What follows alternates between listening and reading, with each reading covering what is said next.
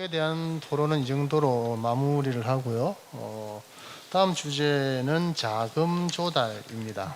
팔로 개척과 함께 사회적 경제 기업들에게 아주 필요한 영역이라고 할 수 있고요. 대체적으로 보면은 사회적 금융 투자 그리고 융자 나아가서 보증 등등을 이야기한다고 할 수 있겠습니다. 또 더 광범위하게 범위를 또 넓혀 보면은 지원하는 방식의 어떤 보조금 또는 뭐 자선 행위, 나아가 요즘 많이 회자되고 있는 환경 ESG에 투자하는 사회 책임 투자까지 사회적 금융이라고 하기도 합니다. 혹시 우리 대표님들은 어느 부분까지, 어느 정도까지 이걸 체감하고 계실까요? 이번에도 사회적기부터 먼저 좀. 네. 사실은 지방에서 사회적 경제 기업들이 제일 어려운 부분이 자금 조달인 것 같습니다. 기본적인 그 대출 외에는 할 수 있는 것들이 있을까 이렇게 생각이 의구심이 됩니다. 요즘 많이 그 이야기되고 있는 것들이 이제 그 방식들이 이제 조금 전에 말씀하셨던 사회책임 투자 ESG와 관련해서도 사실은 규모가 작은 사회적 경제 기업에게는 아직은 시기상조지 않나 이런 생각을 듭니다. 이상입니다. 시간 관계상 뭐 더 추가로 제 말씀드린 게 약간 무리이기는 한데 최근에 모 호텔과 우리 경남의 사회적 경제 기업들이 협약을 맺어서 리조트의 그 ESG 경영에 일조하면서 우리 팔로를 개척하는 어떤 이런 좋은 사례도 있습니다. 그래서 이걸 우리 내년에 더 확대하는 것도 좋은 방법이 될 수 있습니다. 하지만 그 최홍기 대표의 이야기를 들어보면 지방에서 사회적 기업을 하는 현실적인 어려움이 자금 조달에서도 명확히 나타난다고 할 수 있겠습니다. 지방 뭐이라서 그럴 수도 있겠지만 또 시기적으로 다른 지역보다 늦게 추진되어서 그럴 수도 있다고 봅니다. 그럼에도 불구하고 최근에 중앙정부의 훌륭한 그 제도였던 지역 자산화 사업이라는 사업에 선정되어서 자금을 조달한 김미덕 이사장님이 계십니다. 그 사례를 한번 잠깐 들어볼 수 있을까요? 지역 자산화 사업에 올해도 공모가 떴더라고요. 저희 같은 경우는 작년에 이제 지원을 해서 얼마 전에 이제 건물을 매입하고 개관식도 진행을 한 사례이고요. 이제 지역 자산화 사업 같은 경우에는 행안부하고 농협하고 신용보증기금이 이제 협약을 해서 진행한 사업이고요. 행정안전부는 주관을 하고 농협에서는 대출, 그 다음에 신용보증기금에서는 신용보증서를 발행을 해줍니다. 그래서 저희 같은 경우에는 이제 농협에서 대출, 그 다음에 조합원들이 출자한 걸로 해서 건물을 매입하게 됐고요.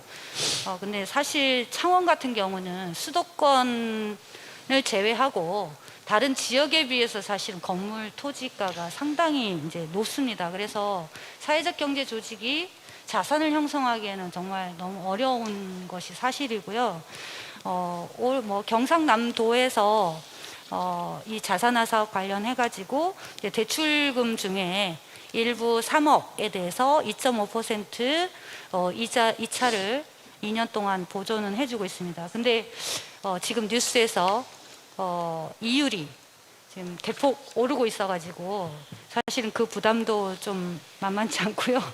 그래서 지원은 하고 있지만 사실 조금 어렵고 부담이 큰 거는 사실입니다. 그래서 좀 지원 확대가 필요하다고 보여지고 있습니다. 네, 감사합니다.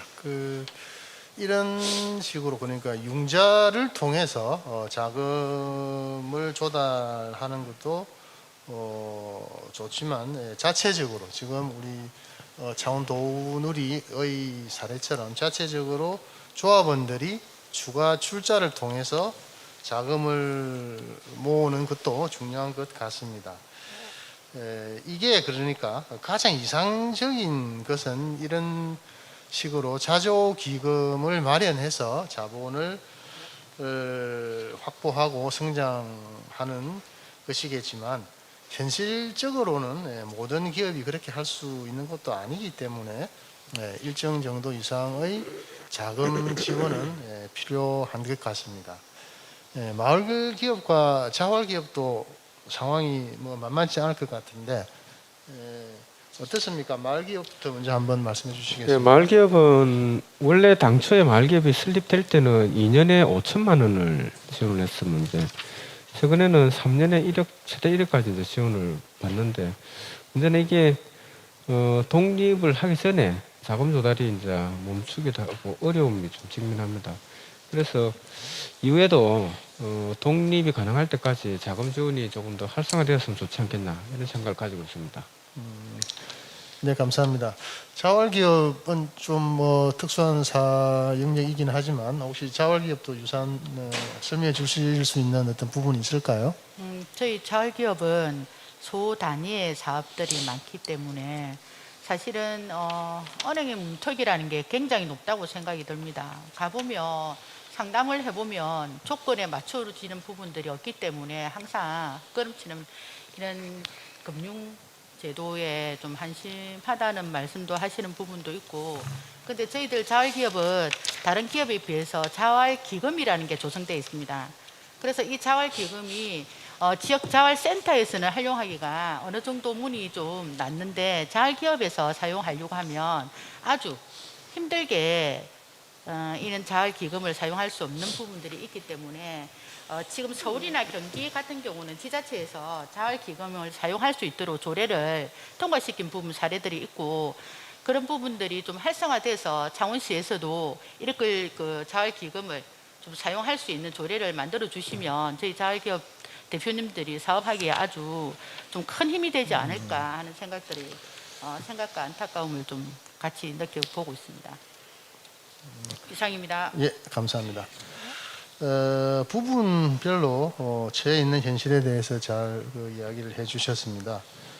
그런데 우리가 알고 있다시피 창원에는 사회적 경제 기금을 운영하는 사업을 영위하는 사회적 기업이 있습니다. 기업을 잘 알고 있는 김미덕 이사장님께서 조금만 소개를 해주실 수 있으실까요? 네. 주식회사 경남 사회가치금융대부에서 지난해부터 자금을 필요로 하는 이제 경남의 사회적 경제 조직에 최대 1억 원까지 지금 대출 사업을 현재 하고 있습니다.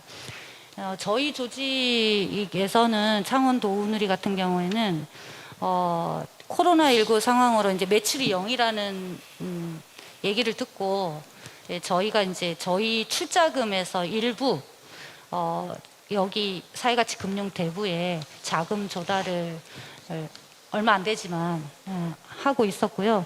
그다음에 이제 창원시 협동조합협의회에서는 이제 지원기간 설명회를 좀 가지기도 했었습니다. 일단 작은 힘이라도 좀 보태서 자금 조달을 할 수 있도록 좀 했던 것 같고요. 지금 고복 사람들 협동조합 연합회라는 곳이 있는데 거기에서도 디딤돌을 운영해서 그런 자금을 대출하는 사업들을 진행하는 것으로 알고 있습니다. 예, 감사합니다. 이뿐만 아니라 경상남도에서도 기금 또는 자금 조달 사업들이 어느 정도 진행이 되고 있습니다.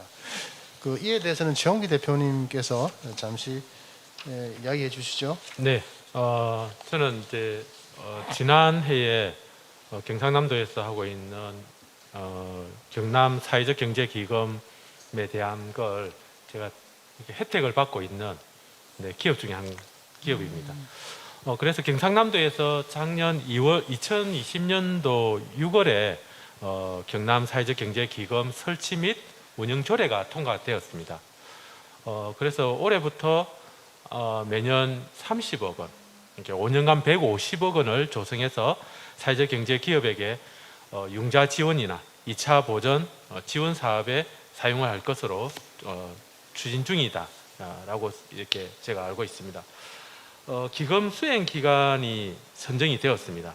그래서 내년부터 구체적인 사업 시행이 이렇게 시행될 것으로 제가 알고 있습니다. 네, 이상입니다. 네, 감사합니다. 현재 사회적 경제 기업에 대한 정부의 재정 지원이 설립 초기에 집중되어 있어 가지고 사회적 경제 기업이 초기에 정착하는 데는 도움이 되는 그런 부분도 있지만 신규 사업에 이렇게 초기 창업적 기업들에게 집중되고 또 회수 불가능한 그런 예산 지원이라는 그런 지적이 있기도 합니다. 도기금은 아마 이런 부작용을 최소화하고 기업이 꼭 필요한 그런 부분에 지원할 수 있다는 그런 장점이 있기도 합니다.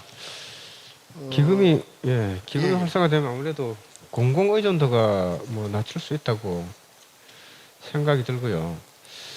그리고 대개의 경우는 정부 지원금이 그게 지원으로 끝나기 때문에 기금은 상환을 해야 되는 것으로 책임성을 높일 수가 있고 지자체도 기금을 회수하면은 추가 융자 사업도 추진할 수 있는 이런 장점이 있다고 볼 수 있겠습니다. 예, 이상입니다. 예, 동의합니다. 예, 저도. 예. 혹시 창원시도 별도의 계획이 있습니까? 우리 시에서도 이제 사회적 경제 활성화 5개년 계획에는 기금 조성 체계를 마련한다는 내용이 있지만은 아직 이제 구체적으로 논의를 하고 있는 상태는 아니고요. 경남도도 이제 2020년부터 이제 기금을 적립해서 운영하고 있는 걸로 알고 있는데 그 경남도의 이제 사회적 경제 기금 운영 사항도 한번 보면서 우리 시도 사회적 경제 기금 운영을 위한 조례도 제정하고 그다음에 뭐 기존에 이제 금융권 진입에 어려움을 겪는 사회적 기업이 이제 자금 조달을 이제 좀 할 수 있도록 한번 노력해 보겠습니다. 네, 감사합니다. 의회에서도 조금 역할을 해주시면 좋겠는데요, 의원님. 네, 또 뭐 우리가 일회성 이런 것들은 굳이 뭐 조례가 필요하지 않겠지만 그 안정적이고 이제 장기적인 지원을 위해서는 이런 사회적 경제 기금 조성과 관련된 그 조례가 이제 필요하다고 생각을 합니다. 다행히 뭐 경남도가 지난해 6월에 만들어서 시행을 하고 있는데 조금 운용 상태가 그렇게 아주 좋은 편은 아니라서 지난달 행정사무감사에서 조금 그 질타를 받은 걸로 알고 있습니다. 그래서 저희 창원시도 이제 내년 1월 13일 특례시가 되기 때문에 창원시 그 5개년 계획에 사회적 경제 5개년 계획에 2023년부터 용역을 해서 2024년도에는 좀 해보자는 이런 계획이 들어있기 때문에 저희들이 어제 이제 예산 심의를 끝냈습니다. 내년도 예산. 그 예산에는 들어있지 않지만 2022년도 12월에 하게 될 2023년도 예산에는 아마 용역 설계비가 들어가 있지 않을까 생각합니다. 계장님 그렇죠? 네, 노력해 보겠습니다. 네, 그렇게 되면은 2024년부터는 아마 창원시에도 이 기금 마련에 대한 어떤 조례가 만들어질 것으로 생각을 하는데 아까도 얘기했지만 이 기금이라는 것은 거의 100억 원대 이상 아주 많은 그 예산을 좀 필요로 하기 때문에 굉장히 그 운용을 잘하는 이런 성공적인 사례를 우리 창원시가 만들기 전에 벤치마킹을 좀 해볼 필요가 있다고 저는 생각을 합니다.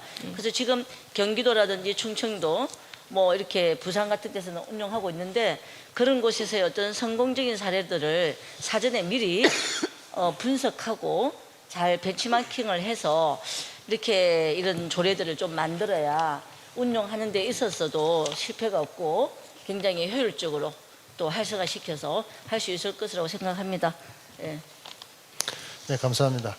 뭐 조례뿐만이 아니라 기금을 운용하는 그 모범 사례 같은 것도 우리가 잘 수집을 하고 공부를 해서 창원시의 사회적 경제 기금 조례와 운용이 아주 또 모범적인 사례가 될 수 있도록 그렇게 하면 좋겠습니다.